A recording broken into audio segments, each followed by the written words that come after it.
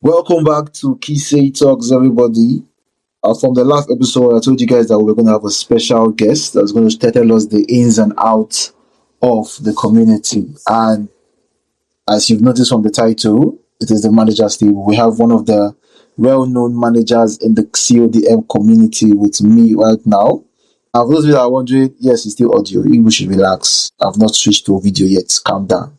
The person we have in the podcast today is one and only Halo. Most of you know him. Most of you know him from moderating. Most of you know him from managing. Most of you know him from the community. Most of you know him from banters left and right. But he's now here in the podcast. Hello, how far are you? Hey, good evening, everybody. I'm good. 2026 like this now. All the coding community the hot. Because I see price for left and right. I'm inshallah. We pray for bigger things. This one pass inshallah. This one pass inshallah because I see carry first plans for the Africa Cup this year. I see amount this people the reason to draw. I see 1080 with their own amount again. Full ground. They do make a comeback. Because I need to tap. I never went to tap Grace. That's kind of what we hope for in like the esports system in Nigeria and Africa, especially. True. So before we go into all that, let's forget about the the contract, Discord servers, all of that.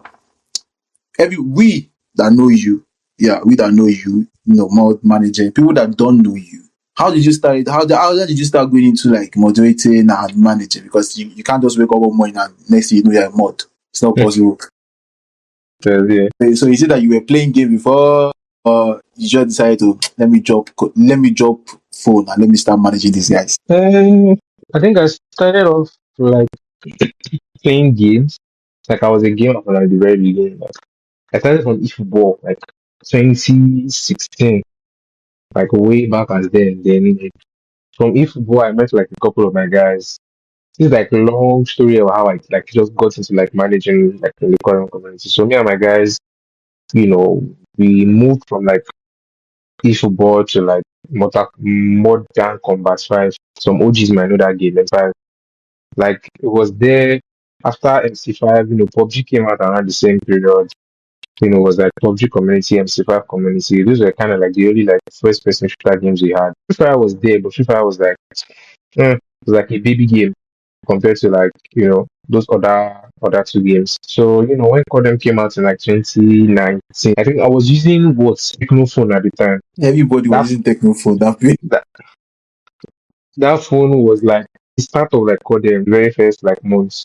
The phone could run CODM. But you see the second updates that already released like this, fling my phone out of the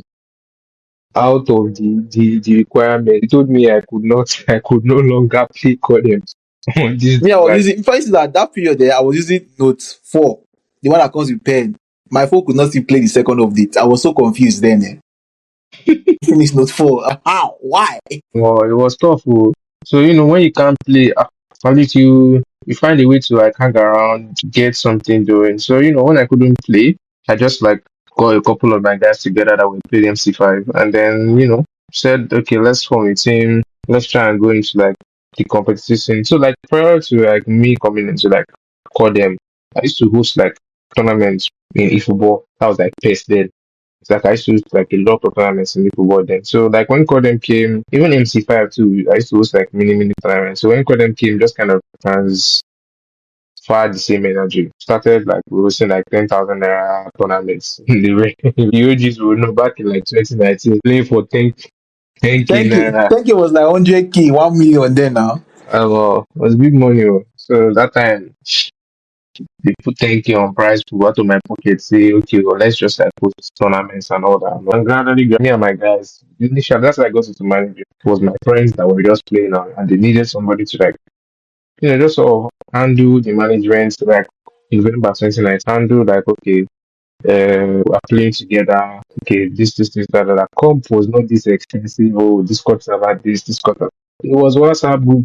We need a representative there. Oh yeah, I'll be the representative ABC. And then from there, we just continue, grow bigger. and got me here today. So that was how you just stepped into the manager's. Yeah, I couldn't play. That's basically like God's force even like forced me to become a manager. It wasn't like, oh, from the get go, I was like, hey, I just want to be a manager. Nah, everybody dreams of being a player. Or when you step into like the esports community and then you kind of see how everything is, you kind of realize where your place is. Either you realize they are too True, bad to be a player, true, true, true, then you true, move true, to true, manager, or true. you're too bad, you move to coach, you're smart. Kind of how like football is in the same way. Everybody wants to play. When you get there and you realize, I'm not good though. Wagwan gang. I'm very So yeah, that's basically all of it. To be honest, couldn't play. My device was not allowing me to play. My own was not skill issue, by the way. Mine was just that, my device couldn't allow me to play. So I was just like, yeah, you know what? I'll just manage, stick to like the back end of things. And then, I realized that I prefer doing that than, grinding this game 10 hours a day, coming to scream, and then somebody be shouting back at you on my head. If you can still look at it in the sense that you chose a different path in esports. Yeah, Might exactly. not be a pro player on the field, but you're a pro player behind the scene. Yeah, Because it's not easy exactly. being a manager. Let's be honest with ourselves. We all know how the community is, whether it is Call of Duty Mobile, Free Fire, PUBG Mobile. When someone says stuff like this, next thing you start hearing is skill issue. That's the next thing you hear. But you can't keep up with other pro teams. But people don't understand that some people don't really have the passion to actually go that far into the pro scene. Then who does prefer to be in the background and just enjoy it himself? Coach, all that. But yeah, hello, thank you very much. Before we even finalize this segment, let's hear from Lord J. Lord J, welcome. Apparently, you Yo, are fashionably late. I'm very, very sorry about that. Nah, it's fine. It's fine. Everybody, this is Lord J. He is the manager from the Free Fire community. So just to make everything, to really hurry up. Lord J, can you give us your own origin story? How did you go into being a manager? For those of you that don't know, Lord J is the owner slash manager of Noobs Esports. One of the major You Free Fire stand out, teams man. in Nigeria or Africa. So Lord J, your own origin story. Let's hear it. Let's see if it's the same thing as Halo. Oh, I started playing Free Fire. That was 2019. So as of that time was the what was the niche of the moment was Guild Wars. There's a thing they call Guild Clan Wars. It's when a group of people play against another group of people, and then we try to keep identity and all those stuff. So then I rose up the ladder. I started as a member of Noobs Guild. That was the name of our guild then. It was a collection of bot players, in quotes, whereby we played.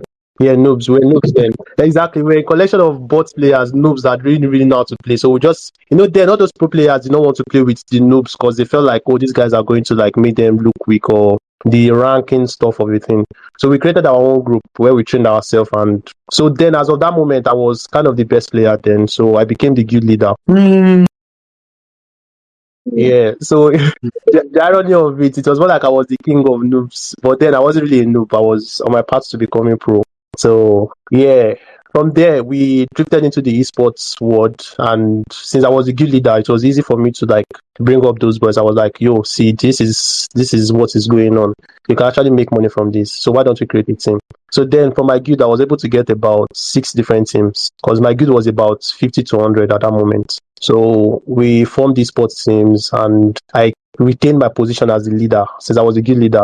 I retained my position as the team leader for those teams. Started creating training whereby crazy noobs versus insane noobs. Noobs, there was this noob squad versus another noobs. There was a lot of noobs team at that moment. So that was how we started. And then from then I was like, oh, I can manage you guys. I had different teams, different professional teams, and I became the manager from there. So that's more or less like my origin story. So, I don't know if people are paying attention. We have two different communities, two different managers, two different scenario, and two different outcomes. From as Halu just stated, he started playing CM devices with his device when Call of Duty Mobile came out. But after a few updates, his device couldn't keep up.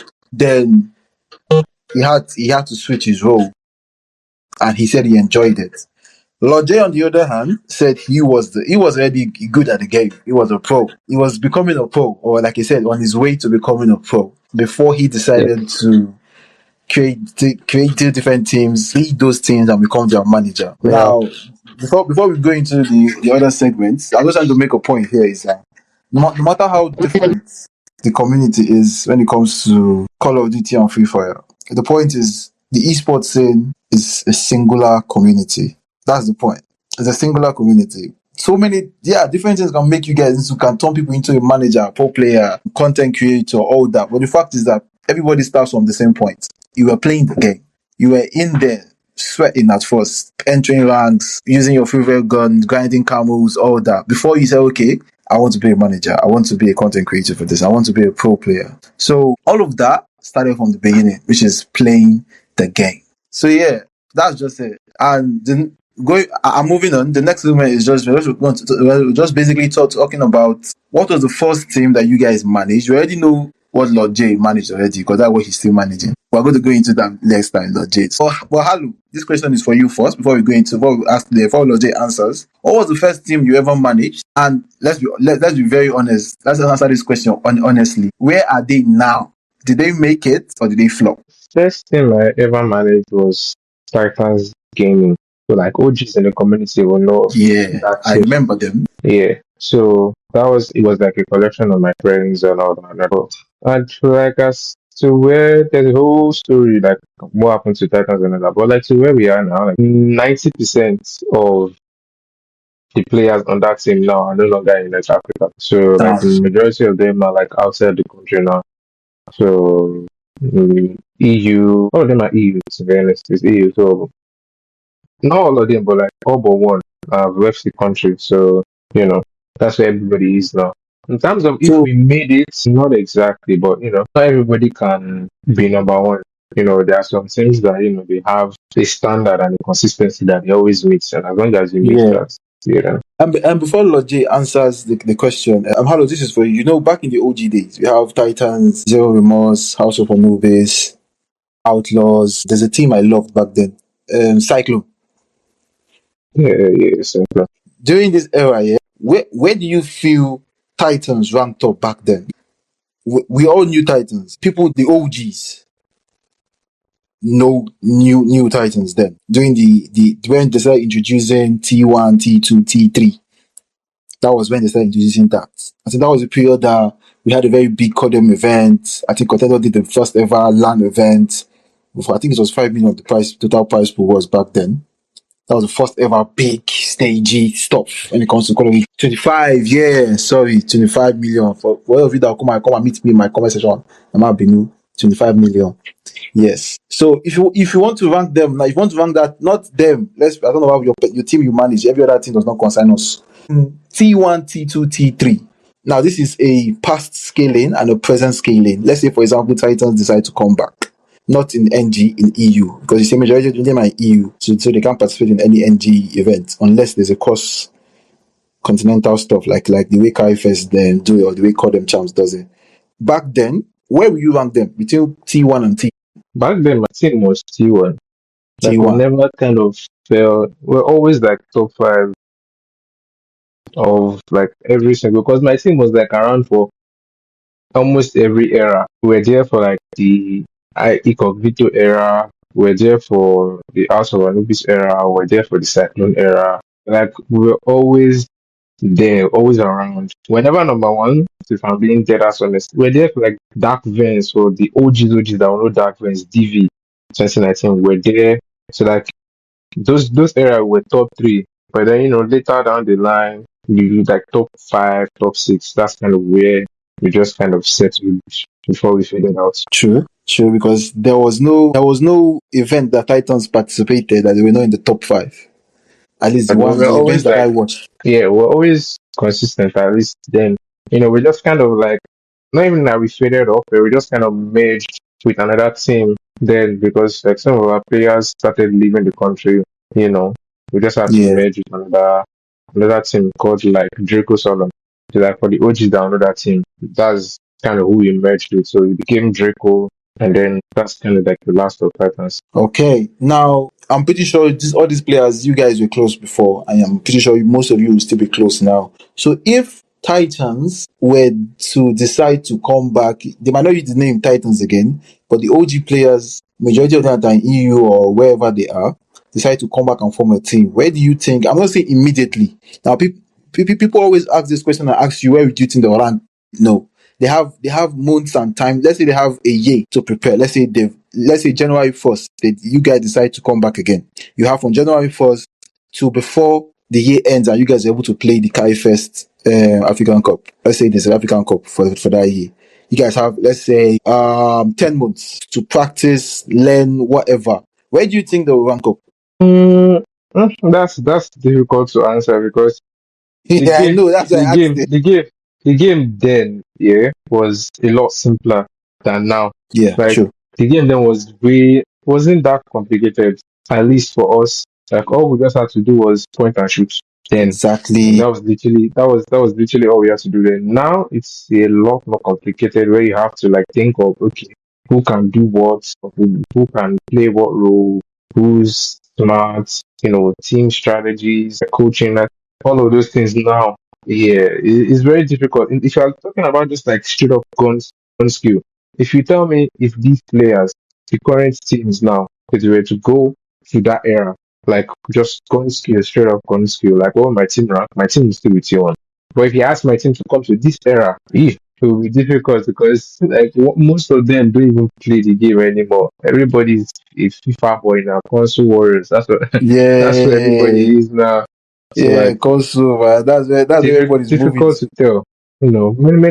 Most of them have played this game at least bare minimum 3 years. Yeah, that's what everybody's moving to. Yeah, that actually makes sense. That's a valid answer. I was talking to, I don't know if you know Onaga. I was talking to him recently, and we were talking about how good the recent teams are. But we're not saying that compared to back then, if we take those players back there, it's going to be difficult for them to adapt or to face most of the OG teams then, because those people were, yes, they may not have all those. There's a team I saw during the African Giants AFC event. There's a player that did a pick. You know, it called, is it pick scoping, or I don't know what they call it. Or it's when you stay behind an object and you just keep like jumping. He gave two people headshot with that thing. I've not seen that thing. Like people utilize that. People use it, but not in that manner. So just be wiping out people. So the era we have now is how people learn how to use all their surroundings, drop shooting, jump, all the movement and whatever is this era. Back then, pick you're gonna know how to use it. Pick know how to handle the weapon and go into the battlefield. That's the goal. You win, you lose, you lose. But yeah, that's a very good answer. This era is going to be difficult, but if you switch eras, they might have a fighting chance. I like that. I like that. And Lord J, same question, But the only thing is that you've been managing that, or you managing one team since you came into managing the managing environment or community. Now, instead of you answering what team did you manage before, or what was the best first ever team or best team you managed before, the question is going to be, what has been, your experience managing Noobs? I think you managed Noobs Esports and is it Serenity, the female Noobs team? I don't know if you can hear me, Loj. Yeah, I can hear you. Yeah. So what has been the transition? What has the transition been like, and how has Noobs fared? Yeah, that's a good question. That's right. Okay, Noobs, like I said, I started the Noobs team when esports started in Free Fire. That was around 2022. So basically, Noobs, like I said, was a bunch of bots. But due to the consistent trainings that they've been undergoing, and like I said, we had about 6 different teams under the Noobs esports at that moment. And then we created the first ever. Yeah. The first ever, that's the girls team that you're talking about. The girls team that you're talking about, that's Pixies. They were they are currently the only Free Fire females team that is currently in Nigeria though. But I don't know. It's been a roller coaster, right? Because there are sometimes that we used to have our ups and downs. Sometimes managing them is very, very difficult, to be honest. Because to manage human beings is work on its own. That's But true. but then we're kicking we're aiming to we have a vision, we have a aim, we have something we're working towards. And I feel like sooner or later we're going to get there. Managing them is not easy. I'll be very honest with you. plus the fact that it's kind of multiple teams at the same time. It's a lot. The major problem we normally face is the issue of favoritism, right? True. But we're able to tackle that by creating some kind of ranking system. So currently under the noobs, under the teams I have currently, we have tiers, right? The noobs are currently like tier 1. We have the tier 2 teams, we have the tier 3 teams. So we already know that, okay, if you guys are able to reach this quota, if you guys are able to achieve this within this certain period of time, you know that you're going to get XYZ benefit. But if you guys are not able to achieve it, then you know you're not going to get the benefits. So currently it's more like a competition within the competition. So each of the team are competing against themselves in order to prove they are more worthy to get such benefits. I don't know if you get what I mean. Yeah, I understand what you mean. I'm pretty sure everybody understands what you mean. Yeah. So managing in itself is a lot of work, especially when it's multiple teams. But then That's we're true. pushing. That's true.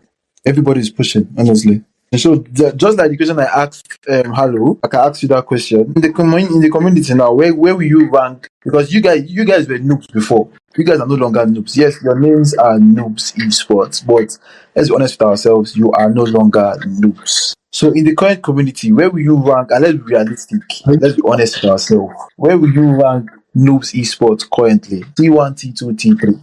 Well, this is currently a T1 team in the Free Fire in Africa, because obviously when you compare noobs to other European teams, I wouldn't rank them T1 or T2. But currently in Africa, they're one of the top 10. In fact, let me not say top 10, let's say top 5 best team in Nigeria. Not just Nigeria, in Africa as a whole. Because we've played series of tournaments that requires numerous teams in Africa participating, and still we're able to deliver. So I would say Noobs Esports is tier 1 team. Even in the ranking system for AFC, they're currently in the tier 1 team. I think they're the 3rd position in tier 1 currently. So Noobs is a very, very good team if you ask me. So There's no basically, single final. yeah, what you are saying, Yeah. sorry to call you, what you're saying is News Esports is top 5 team in Africa, I can see that. in the whole of Africa. Yeah. Free Fire.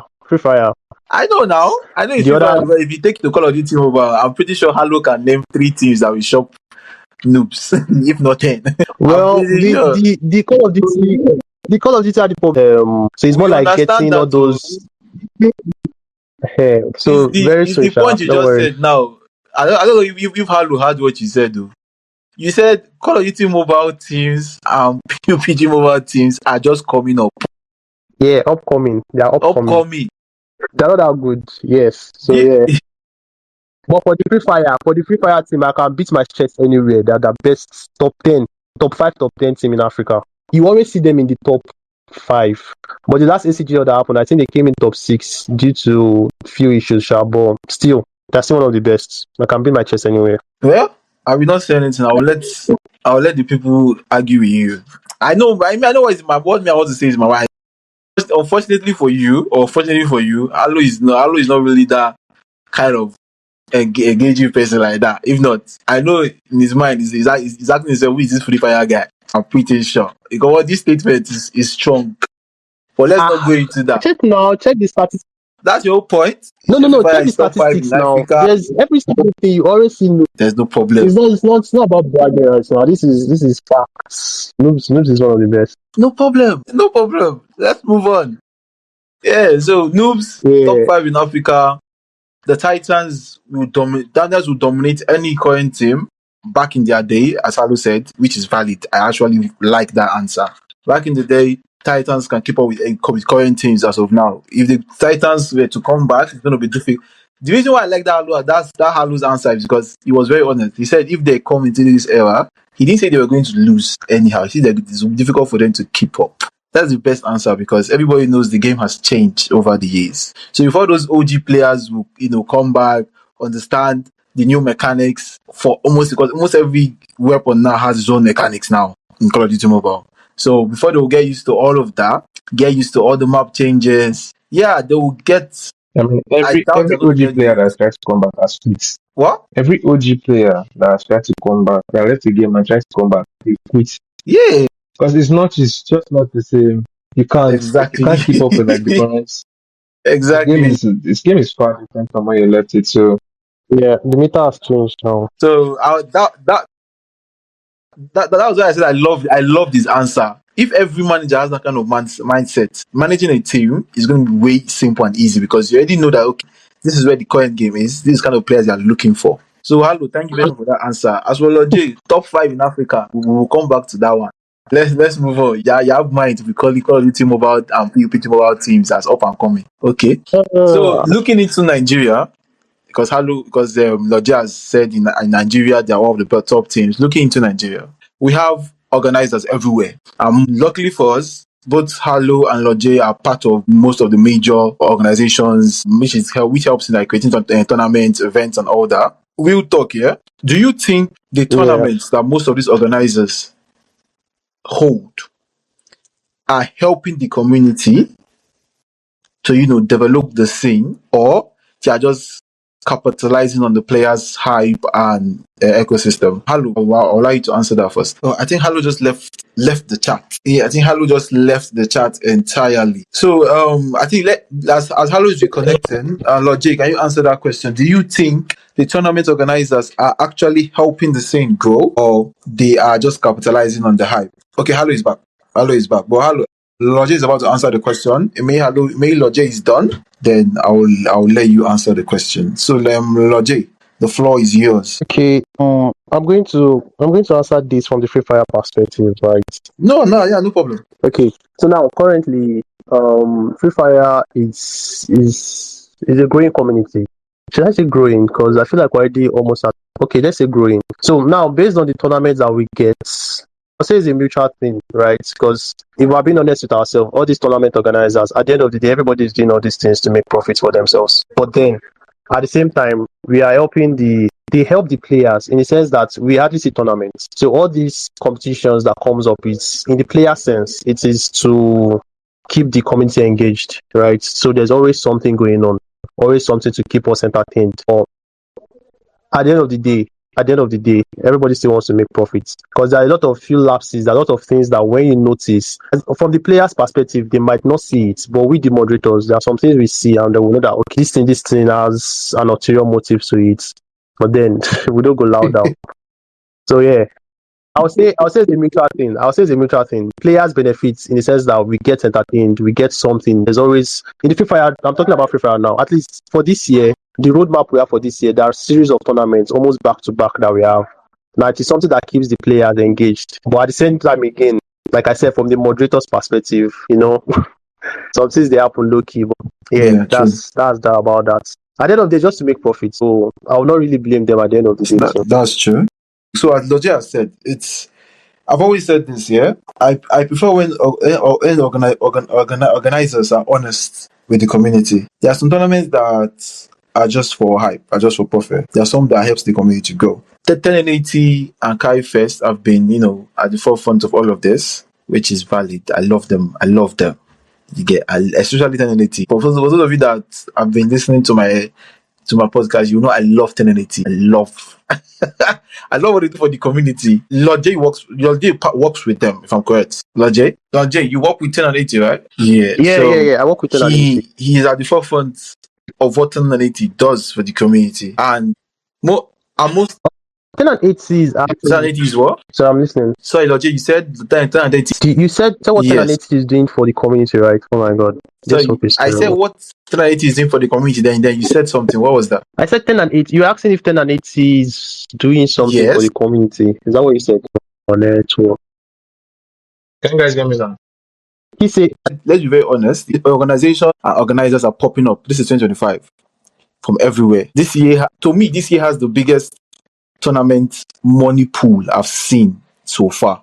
And even before I think at the beginning of the episode, I was talking with Halo and I was saying I'm using style to come back. And I'm looking for a way to tap into this current era. You understand? And now I'm not saying the money is from one particular community. I'm talking about all the esports community together. Not just one. If it's just one, then no, it's not the biggest. Yes, yeah, nah, it's not the biggest. But together, yeah. So, but the question is, do you think the tournament organizers are actually helping the scene grow, or they are capitalizing on individual hype? When I mean individual hype, I mean the pro players, the content creators, all that. What's your take on that? I think every organizer has Yeah. their goals and their like objectives. So like when you look at Carifest now, the goal of Carifest, obviously Carifest has like multiple goals. So let's say in like the CODM community now. Carifest is pushing the CODM community. And while yes they are capitalizing on like two players, they have all that. They are also pushing the community in terms of Carifest is the organization that has been able to successfully put Africa on the global map in the sense that making people outside of Africa recognize that yeah, Africa does have a scene and a community that is very active. Because if not for them, we probably Yeah, won't have the sports and yeah, we call them watchers. So like there are multiple organizations like that. It's not exactly like that, but with different goals. So each organization is not goal. Like some organizations, like what they want to do is they've got a product that they want to push. They come to the CODM scene, they use the CODM scene and the publicity and the hype and everything to push that product. So that is fine. There are some organizations where, their goal is to help the scene grow. Although those organizations are very rare, but most of these organizations that you see and those sponsors and those organizers that you see are kind of organizers that grew up in the community. So let me use one of the OG examples was Chinook. Chinook was always hosting events, but Chinook was not like an organization, quote unquote. It was like somebody that was in the Cotton community that just saw that the yeah. Cotton community needed to grow. And then he started pushing his own personal money. He's going to host tournaments, nice tournaments, organize events, and make sure that the scene is like active. So, you have a couple people like that. The majority of all those people are like kind of few in the scene. But like the majority of this is 2026 now. Nobody really gives True. anything for free anymore. Everybody's running a business one way or the other. So everybody has what they are looking towards.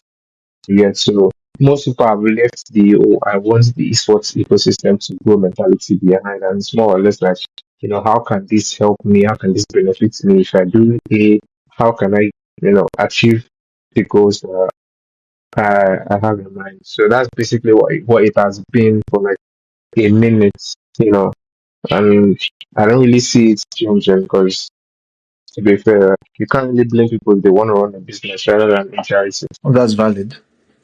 That's valid. Because the way me I see it is because I feel like when it comes to the esports thing, it's a give and take. To me, that's how I say it. But everybody has their own way of looking at a kind of situation. Because the organizations that host these events, they need the pro teams, they need the content creators, they need the casual players. At the same time, the casual players, the pro teams, the content creators, they also need the organizers and the organizations. Now, some days one side profits more than the other. Some days the other side profit more than the other side. Some days it's equal. But the fact is, each side need each other. That's just the truth about everything. Before an organization thrives, they first have to appease their customer line or whatever the English word or business word is for it. 2026 is let's just say I think most of the organizations already have this lockdown already. Organizations like Carryfest, 1080, they know how to really get what they want from the community and at the same time give back to the community, especially 1080 and Carryfest. So and this year, the other organizations, I think they are already having that kind of mindset and should I say plan like the other like 1080 is and the other organizations are doing it. Because if you look at it, the event that they are hosting now is really structured around carrying the community along. I don't know if you've looked at the line of tournaments we have lined up. Person has an opportunity to participate. Even 2025, when the year ended, I don't know if you paid attention to the major events that happened during the ending part of the last quarter. Tournaments like Eternal Vows, mostly AMC tournaments in general. Then the fun room events that the fun room were hosted, the tournaments that came out of there. Those tournaments were structured around new teams, new people. They were free. It was free to register basically. Communities like AERU, free to register. All you have to do is just set up a team and go there. You win, you lose. The community yes, there's banter. Let's not lie. If you you will shop banter.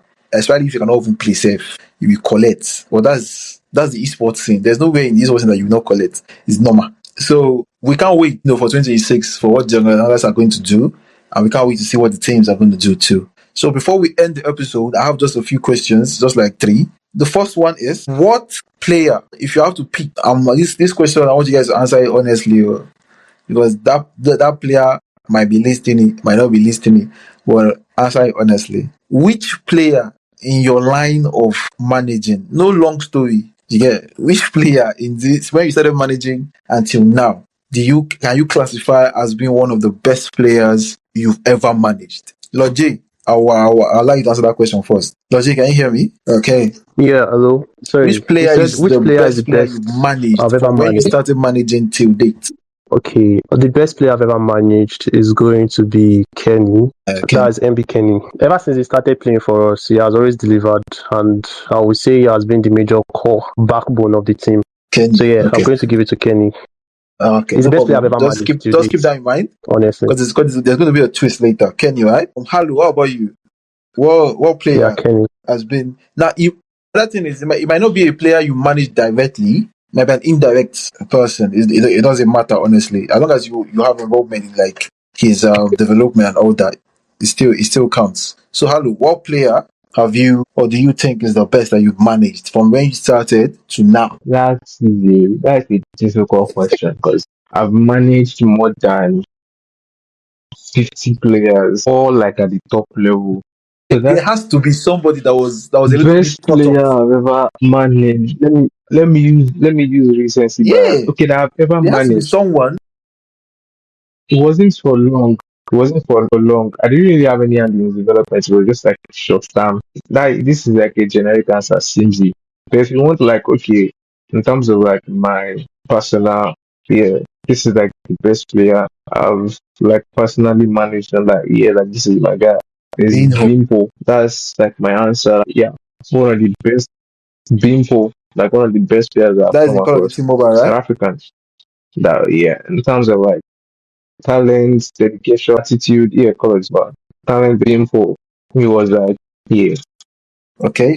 painful for So me. now this is where the twist comes in, yeah. And this goes to answer. This question is for Lord J and it's for both of you. So any of you can answer it. For I won't say who answers first, but any of you can just on your mic and just speak. Yeah, and the other person will listen then speak when the other person is done. If I might pronounce this name badly, Halu, but forgive me. Binho, right? Am I correct? Bimpo. Yes, sorry, Painful, Bimpo. like being So and the if pole. Bimpo was to go into the Free Fire scene, yeah, and if Kenny was to go into the Call of Duty Mobile scene. Now take note, these are both Free Fire Pro players and Call of Duty Mobile Pro players. They are top in their respected communities. The best of the best. The golden goose, as you will call it, in their respected communities and respected games. If they could switch communities, do you think these players would perform the same way they've been performing in their respected communities, or would they not be where they are today? Now, any of you can answer. Any of you can start talking. Well,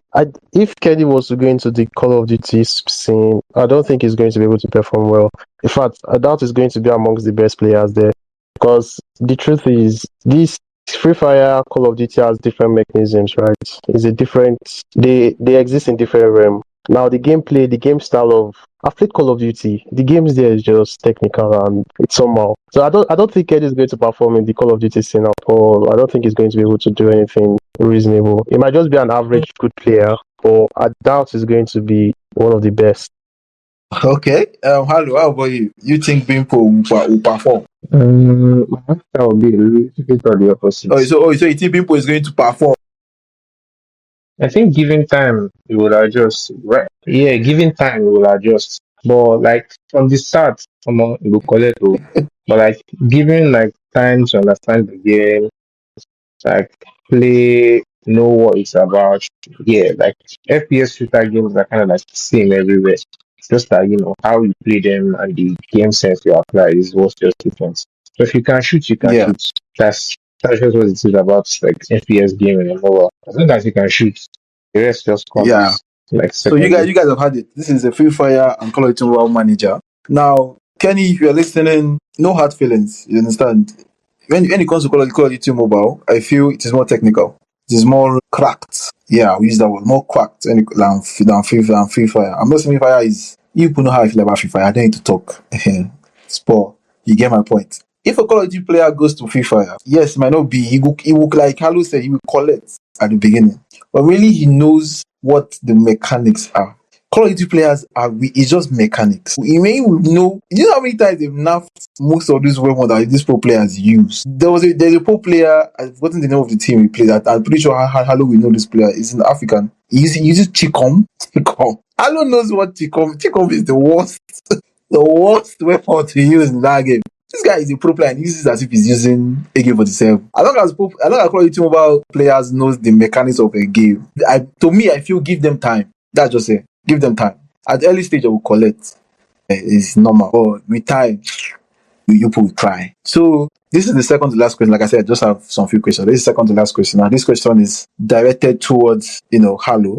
Then, but Logic, you can answer it too if you want. So right now, the CODM thing is massive. Hello, we all know that it's a massive this thing. But the question is, are the managers getting the respect that they deserve? Because everybody, for there are people that know me, they know I have beef with managers and moderators. It's not today, it's not yesterday.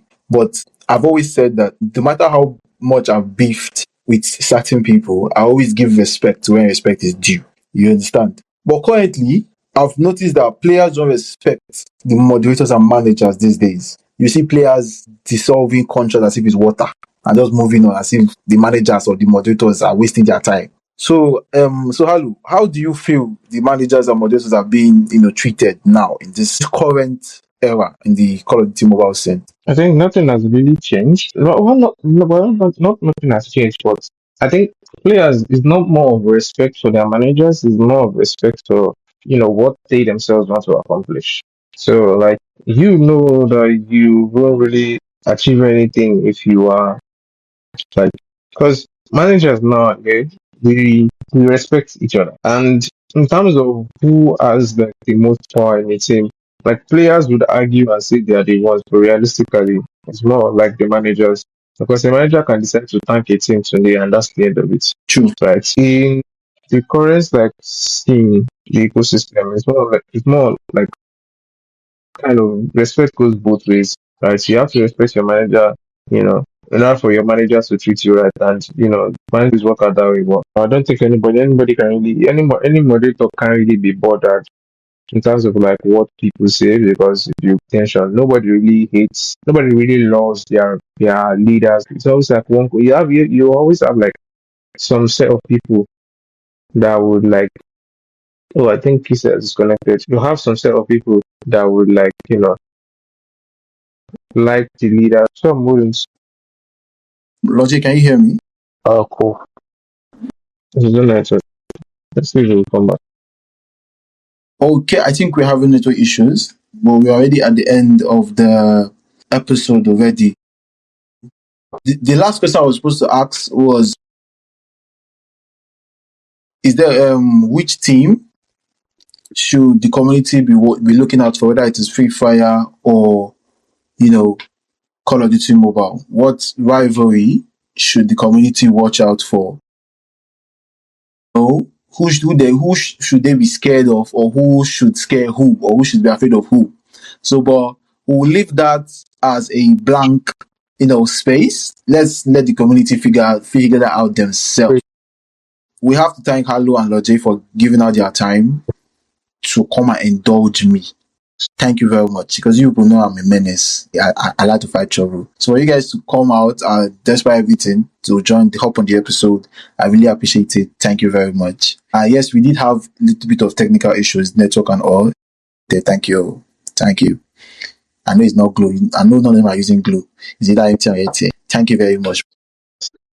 You started with my Yeah, they said they were a with my team or podcast something that last they year. needed the manager. I did it when I started. You Told have them to come come and again, meet but there's you. no issue. There's no issue. But there you have it. The managers have spoken. Big shout out to Lodja and Halo for coming through. So if you want to run a team, we've watched the episode and take notes. It's that simple. And we'll be back, on Sundays for our reacts part of the podcast. So you guys should check that. I think it will be on TikTok, Instagram, Shorts. So just check any of those platforms. Yeah, I'm no longer in charge of all of those things. I just do the episode and send to the team and they do the rest. So if you are a pro player, you're a streamer, whatever, I might react to one of your clips. Who knows? So let us see how everything goes. But yeah, thank Lord Jay and Hello for coming and indulging me. Thank you guys very much. I really appreciate it. And to our listeners out there, to our loyal Spotify listeners, I just realized I did not upload 4 episodes to Spotify. I am so sorry about that. I'm going to re-upload them today, stroke before Sunday or Monday. Before Monday or before Sunday. Bear with me. I have to time it. But yeah, this episode will be dropping on Friday, so you guys should watch out for that. And yeah, if you are listening on YouTube, thank you very much for watching this audio visualizer. Like I said, the video episodes are going to start. So I know I've been saying this. It takes time, baby steps. Please bear with me. So yeah, like, subscribe. If you're listening on Spotify, leave a nice review. Leave stars, even if it's 1 star review. Say with your chest. I don't really mind. Say anything with your chest. And if you have a problem with me, come and meet me in my house. Life is not hard. Meet me in my house. If it's a fight, we'll fight. If it's to sit down and talk, we'll sit down and talk. Bah, what's it love? So yeah, stay toxic, stay connected, keep on grinding. Oh yeah, grind. Stay toxic, stay connected, keep on grinding, and I'll see you guys in the next episode. We are out.